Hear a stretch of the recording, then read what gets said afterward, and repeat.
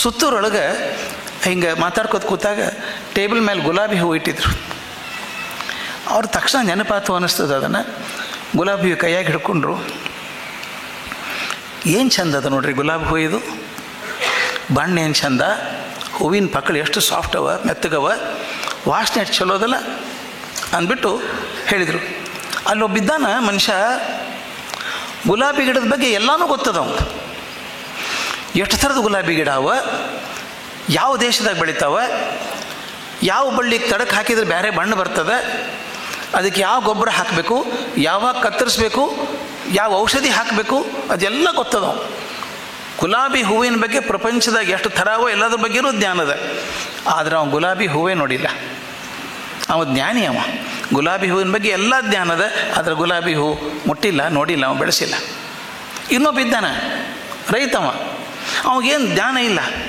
ಯಾವುದೋ ಒಂದು ಗುಲಾಬಿ ಕಂಟಿ ಸಿಕ್ತು, ತೊಗೊಂಡು ಹೋಗಿ ನೆಲದಾಗ ಹಾಕಿದ, ಗೊಬ್ಬರ ಹಾಕಿದ, ತನ್ನ ತಿಳಿದ ಗೊಬ್ಬರ ಹಾಕಿದ, ತಿಳಿದಷ್ಟು ನೀರು ಹಾಕಿದ, ಬೆಳೀತು, ತನ್ನ ತಿಳಿದಾಗ ಕತ್ತರಿಸಿದ, ಮಗ್ಗಿ ಆತು, ಹೂ ಆತು.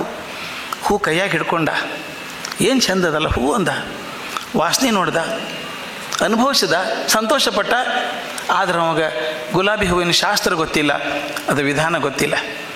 ಅವ ಜ್ಞಾನಿ ಅಲ್ಲ, ಅವ ಅನುಭವಿಸ್ಯಾನವ, ನೋಡ್ಯಾನ. ಇನ್ನೊಬ್ಬಿದ್ದಾನ ಮೂರನೇದವ, ಅವ ಗುಲಾಬಿ ಹೂವಿನ ಸಂಬಂಧ ಇಲ್ಲ, ಅವಾಗ ಏನು ಗೊತ್ತೇ ಇಲ್ಲ, ವಿಚಾರ ಮಾಡಿಲ್ಲ ಗುಲಾಬಿ ಹೂವಿನ ಬಗ್ಗೆ. ಅವಾಗ ತಿಳುವಳಿಕೆ ಇಲ್ಲ, ಗುಲಾಬಿ ಹೂವು ಬೆಳೆಸಿಲ್ಲ, ಗುಲಾಬಿ ಹೂವು ನೋಡಿಲ್ಲ.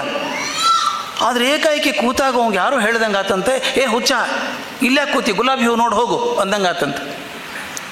ಅವಂಗೆ ಏನಾಯ್ತು ಗೊತ್ತಿಲ್ಲ, ಕೂತಲ್ಲಿ ಕೂಡುವಲ್ಲ, ನಿಂದ್ರುವಲ್ಲ, ಗುಲಾಬಿ ಹೂವು ನೋಡಬೇಕು ಅಂತ ಹೋದ. ಗುಲಾಬಿ ಹೂವಿನ ಮುಂದೆ ನಿಂತ. ಅವ್ಗೆ ಏನು ಅನ್ನಿಸ್ತೋ ಗೊತ್ತಿಲ್ಲ, ಗುಲಾಬಿ ಹೂವು ಕೈಯಾಗಿ ಹಿಡ್ಕೊಂಡ, ಭಾಳ ಚಂದದ ಅನ್ನಿಸ್ತು. ಅಲ್ಲೇ ನಿಂದಿರಲಿಲ್ಲವ, ಗುಲಾಬಿ ಹೂವಿನೊಳಗೆ ಹೋದ. ಗುಲಾಬಿ ಒಳಗೆ ಹೋದ, ಸುಗಂಧ ಇತ್ತಲ್ಲ, ಗುಲಾಬಿ ಸುಗಂಧ ಅವನ ಸುತ್ತಮುತ್ತಲು ಸುಗಂಧ ತುಂಬ್ಕೊಂಡ್ಬಿಡ್ತು. ಅವಾಗ ಆಶ್ಚರ್ಯ ಆಯ್ತು, ನಾ ಖರೇನೆ ಗುಲಾಬಿ ಹೂವು, ನಾ ಮನುಷ್ಯನೋ? ಮನುಷ್ಯನೋ ಗುಲಾಬಿ ಹೂವು ಗೊತ್ತಾಗಲಾರ್ದೆ ತಾನೇ ಗುಲಾಬಿ ಹೂವು ಆಗಿ ಹೋದ. ಇವು ಅನುಭವಿ ಇದ್ದಂಗೆ. 3 ಮಂದಿ ಇದ್ದಾರೆ ನೋಡ್ರಿ, ಒಬ್ಬ ಜ್ಞಾನಿ, ಇನ್ನೊಬ್ಬ ಅನುಭವಿ, ಮೂರನೇದವ ಅನುಭಾವಿ. ಈ 3 ಅವ, ನೀವು ಯಾವ್ದು ಆಗ್ತೀರಾಗ್ರಿ ಏನವ್ರು. ಎಷ್ಟು ಚಂದ ಈ 3 ತತ್ವಗಳನ್ನು ಒಂದು ಸಣ್ಣ ಘಟನೆ ಮೂಲಕ ಹೇಳೋದು ಬಹಳ ಕಷ್ಟದ ಕೆಲಸ. ಅದು ಅವರು ಸಿದ್ಧಿಸಿತ್ತು. ಇನ್ನೊಂದು ಭಾಳ ಚಂದ ಪ್ರಶ್ನೆ ಕೇಳಿದ್ರು ಒಬ್ಬರು ಹೆಣ್ಮಗಳು ವಿಜಾಪುರದಾಗ. ಅಪ್ಪಗಳು, ನೀವು ಎಷ್ಟು ವರ್ಷ ಆತ ಪ್ರವಚನ ಮಾಡೇ ಮಾಡ್ತೀರಿ, ಯಾರ್ಯಾರು ಬದಲಿ ಆಗ್ಯಾರ ಅನ್ನಿಸ್ತದೇನ್ರಿ? ಯಾರು ಬದಲಿ ಆಗ್ಯಾರ ಅನ್ನಿಸ್ತದೇನ್ರಿ? ಅವ್ರು ಎಷ್ಟು ಚಂದ ಮತ್ತು ನಕ್ಕರು. ಅದು ನಗೋದು ಮಾತ್ರ ಭಾಳ ಚಂದ. ಮತ್ತು ನಕ್ಬಿಟ್ಟು ಹೇಳಿದರು, ಗೊತ್ತಿಲ್ಲವಾ, ಅದನ್ನು ನಾ ಬದಲಾಗಕತ್ತೀನಿ. ಸಾಕಲ್ಲ, ಅವ್ರು ಬದಲಾಗ್ತಾರಿಲ್ಲ ಗೊತ್ತಿಲ್ಲ, ನಾ ಬದಲಾಗಕತ್ತೀನಿ. ಅವ್ರು ಯಾರಿಗೂ ಹೊರಗಿನವರಲ್ಲ. ಯಾರೇ ಬಂದರೂ ಕೂಡ ತಾವು ಇಷ್ಟು ಮಂದಿ ಇದ್ದೀರಿ, ಎಷ್ಟು ಸಲ ನೋಡಿರೋ ಗೊತ್ತಿಲ್ಲ ಅವ್ರನ್ನ. ಪ್ರತಿಯೊಬ್ಬರಿಗೂ ಅನ್ನಿಸ್ತದೆ, ಅಪ್ಪಗಳಿಗೆ ನನ್ನ ಮೇಲೆ ಭಾಳ ಪ್ರೀತಿ. ಎಲ್ರಿಗೂ ಹಾಗೆ ಅನ್ನಿಸ್ತದೆ, ಎಲ್ರಿಗೂ ನನ್ನ ಮೇಲೆ ಭಾಳ ಪ್ರೀತಿ, ನನ್ನ ಬಗ್ಗೆ ಭಾಳ ಪ್ರೀತಿ ಅದು, ಭಾಳ ಮಾತಾಡ್ತಾರೆ ನಮ್ಮ ಜೋಡಿ ಅಂತ ಅನ್ಕೋತೀವಿ. ಎಲ್ರಿಗೂ ಹಾಗೆ ಇರ್ತದೆ. ಒಂದು ವಿಶೇಷ ಅಂದರೆ, ಒಂದು ಪಂಥದೊಳಗೆ ಹುಟ್ಟಿ ಅದೇ ಪಂಥದೊಳಗೆ ಬೆಳೆದು ಆ ಪಂಥದ ಎಲ್ಲರ ಮನಸ್ಸನ್ನು ಗೆದ್ದು ಮನ್ನಣೆ ಪಡೆಯೋದು ಅಷ್ಟೇ ಅಲ್ಲ, ಅವರನ್ನು ಬೆಳೆಸಿದರು.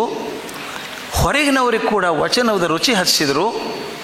ಅಗ್ದಿ ಮಜಾ ಅಂದರೆ, ಆ ವಚನದ ಗರ್ಭದೊಳಗೆ ಉಪನಿಷತ್ತು ಭಗವದ್ಗೀತೆಗಳನ್ನು ಸೇರಿಸಿ 2 ಬೇರೆ ಅಲ್ಲ ಅನ್ನಿಸ್ಬಿಟ್ರು. ಭಾಳ ಅಪರೂಪ ಆಯಿತು, 2 ಬೇರೆ ಅಲ್ಲ ಅನ್ನಿಸ್ಬಿಟ್ರು. ಹೇಳೋ ರೀತಿನೇ ಅದ್ಭುತ ಅದು. ಅದಕ್ಕೆ ಅವರು ಜ್ಞಾನ ವಿಜ್ಞಾನದ ವಿಶ್ವಕೋಶ ಅಂತ ಕರೀತಾರೆ. ಜ್ಞಾನ ವಿಜ್ಞಾನ ಎರಡೂ ಸೇರಿದ ವಿಶ್ವಕೋಶ ಅವರು.